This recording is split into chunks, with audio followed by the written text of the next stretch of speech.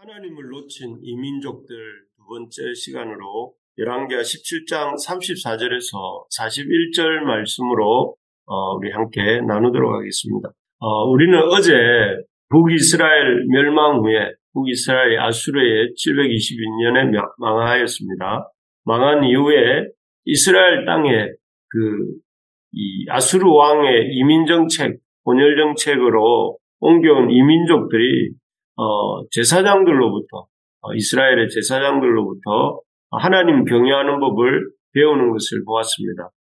그들이 이 제사장들로부터 하나님 경외하는 법을, 여호와 하나님 경외하는 법을 배운 이유는 이제 그들이 새롭게 정착하기 시작한 땅 이스라엘, 그 낯선 땅 이스라엘에서 재앙을 만났기 때문인데요. 그 재앙은 사자의 위험이었습니다. 사자의 위험. 그 사자의 위험으로부터 벗어나기 위해서 그들은 이 제사장을 청해서 그 제사장으로부터 여호와 경외하는 법을 배우기 시작합니다. 비록 이 현실적 어려움 때문에 이민족으로서 현실적 어려움 때문에 여호와 경외하는 법을 배우기 시작했지만 참 어쩌면 우리들은 그들이 진짜로 하나님을 경외할 수 있을지 하는 일말의 기대감을 이렇게 갖고 본문을 볼 수 있었습니다. 하지만 그런 기대감은 얼마 지나지 않아서 역시나 하는 실망감으로 바뀝니다. 오늘 본문은 그런 어제 본문에 이어서 여호와 경외하기를 실패했던 북이스라엘 땅에 정착한 이방 민족들의 모습을 보면서 그들이 여호와 경외하는 법을 실패하고 또 우상 숭배하는 일로 돌아가게 된 이유에 대해서 오늘 본문이 좀 더 적고 있습니다. 그래서 이방인들의 그 여호와 경외하는 법을 배우는 일에 실패하는 모습을 보면서 또 이스라엘 백성도 사실 이렇게 이 하나님 경외하는 법을 경외하는 일에 실패해서 결국 포로가 되었는데 그 두 경우를 우리가 이렇게 겹쳐서 보면서 우리가 믿는다고 하는 하나님의 백성들이 참 하나님 경외하는 법에 실패하는 일에 어떤 반복하지 아니하고 하나님을 잘 경외하는 백성으로 살아가는 길이 무엇인지를 그 이스라엘 땅에 정착했던 이민족들과 또 그 땅에서 살다가 실패해서 떠나간 이스라엘 사람들을 보면서 우리가 함께 배우는 시간이 되기를 소망합니다. 구체적으로 이렇게 얘기를 시작하면 이방 민족들이 여호와 경외하는 법을 배우기 시작했지만 다시 우상 숭배로 돌아가게 된 이유가 무엇인가 하면은 첫째는 어제도 말씀드린 것처럼 그들에게 여호와 경외하는 법을 제대로 가르쳐주는 제사장이 없었기 때문이다 하는 것입니다. 아수르 왕이 북이스라엘에 정착시킨 이민족들의 요청으로 그들이 사자의 재앙으로부터 사자들이 나타나 사람을 해치는 그 재앙으로부터 자신들을 자신들을 돕기 위해서 자신들이 여호와를 경외하지 않아서 그런 일이 생겼다고 생각했기 때문에 참 제사장을 한 명을 정해서 이제 그 제사장이 와서 이제 그들에게 참 여호와 어떻게 경외해야 되는지를 가르쳐 주는 게 되는데요. 그런데 그 제사장이 우리가 잘 아는 것처럼 제대로 된 우리가 알고 있는 정통적인 제사장이 아니었습니다.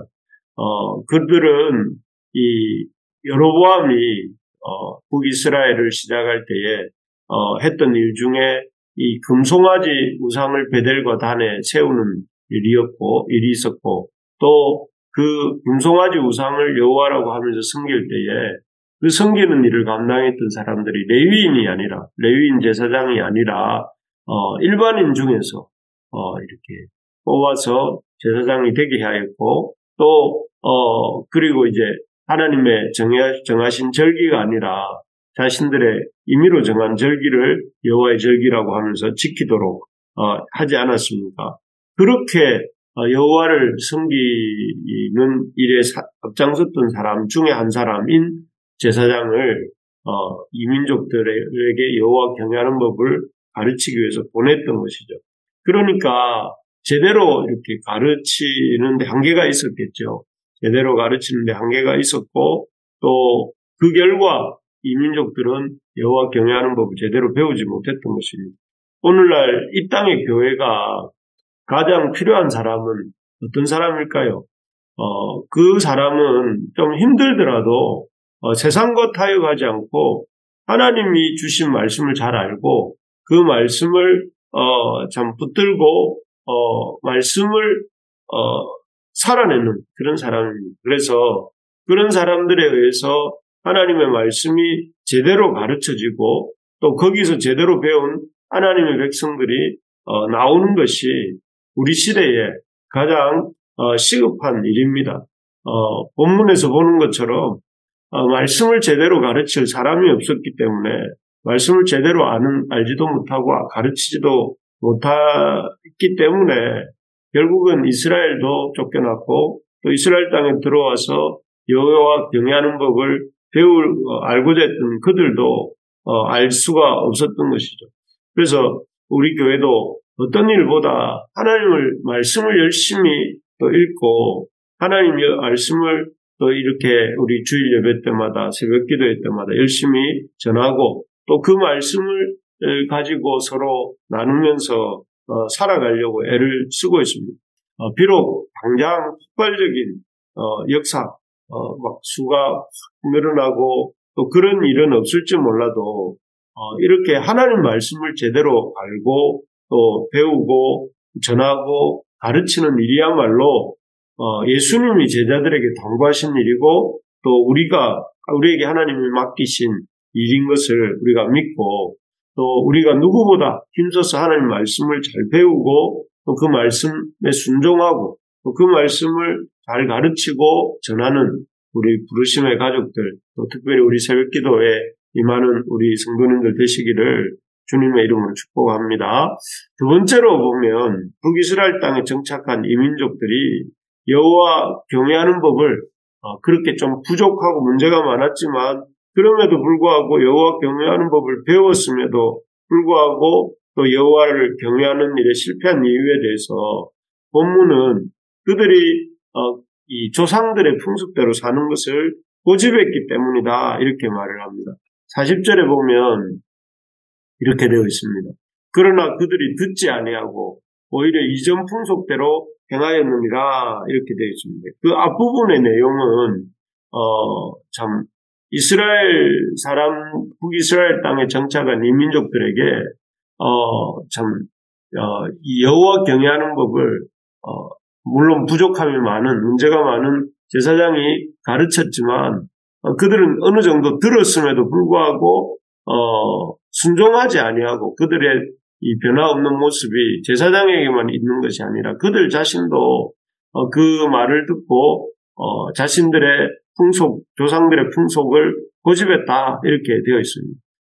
한마디로 그들의 실패 이유가 듣기만 하고 그 말씀에 순종하지 않았기 때문이다 이렇게 말씀하고 있는 것이죠. 그렇습니다. 하나님의 말씀은 우리의 길을 즐겁게 하기 위해 주시는 말씀이 아닙니다. 하나님의 말씀을 듣고 순종하라고 주시는 말씀이죠.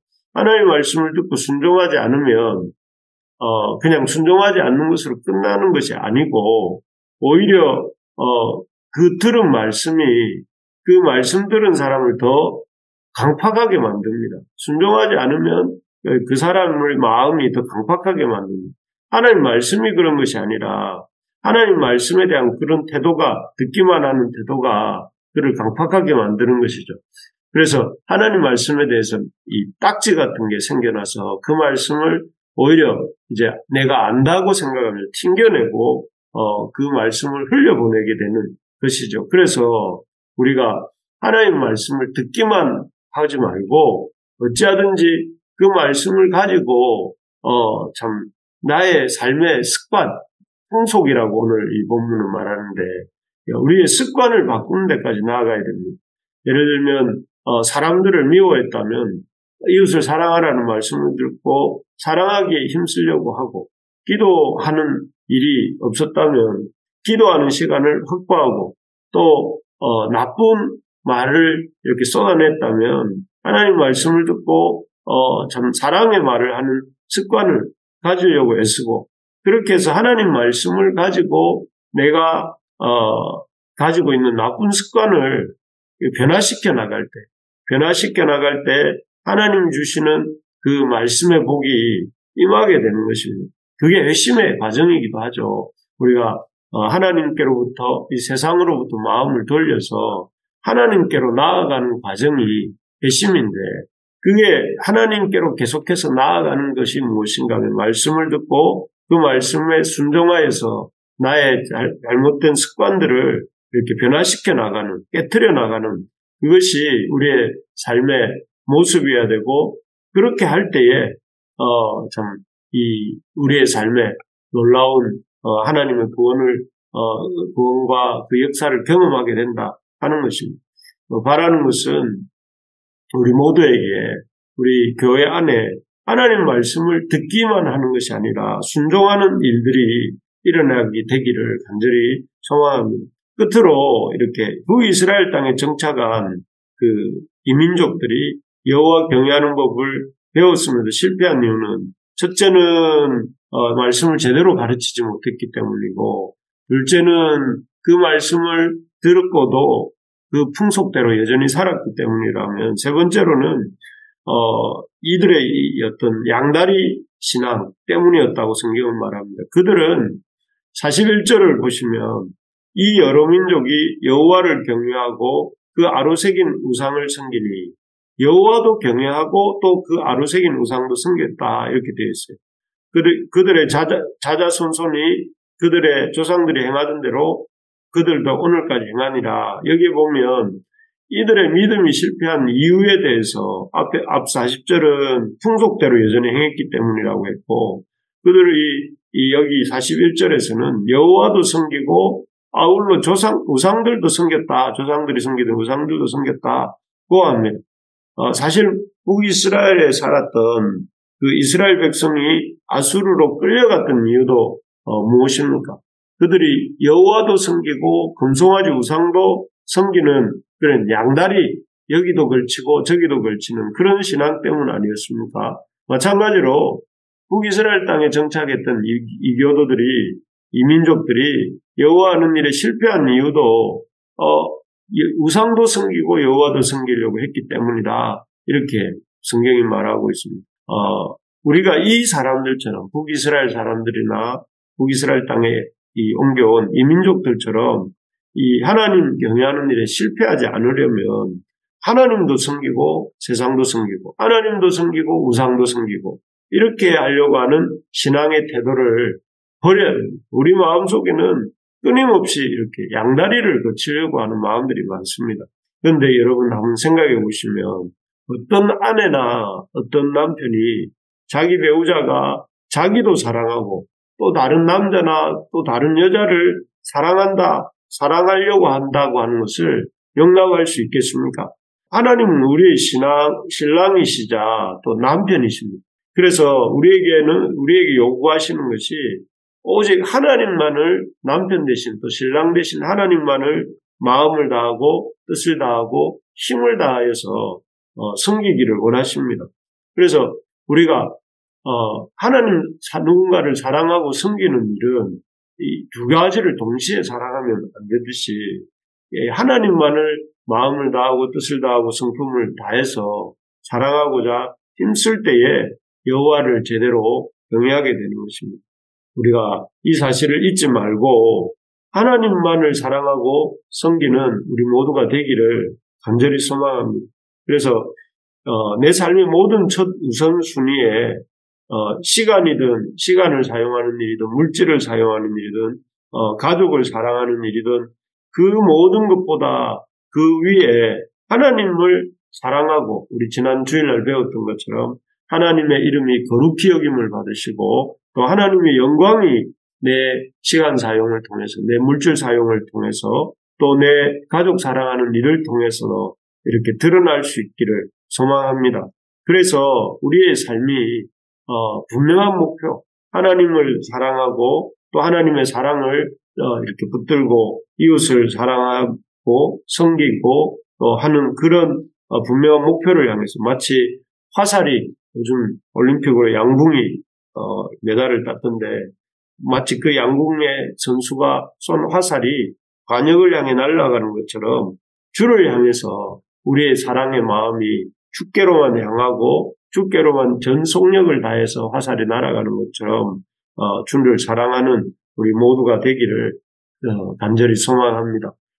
그렇습니다. 우리 말씀을 정리하면 이민족들의 실패 이유는 말씀을 제대로 가르치는 사람도 없었고 또 그들이 그 들은 말씀대로 살지 않고 듣기만 하고 여전히 습관대로 살았고 또 더 나아가서 이들이 우상과 하나님을 겸하여 섬기려고 했기 때문이다 하는 사실을 기억하면서 우리의 삶이 이와 같은 실패를 반복하지 않는 우리 부르심의 가족들의 삶이 다 되시기를 주님의 이름으로 축복합니다.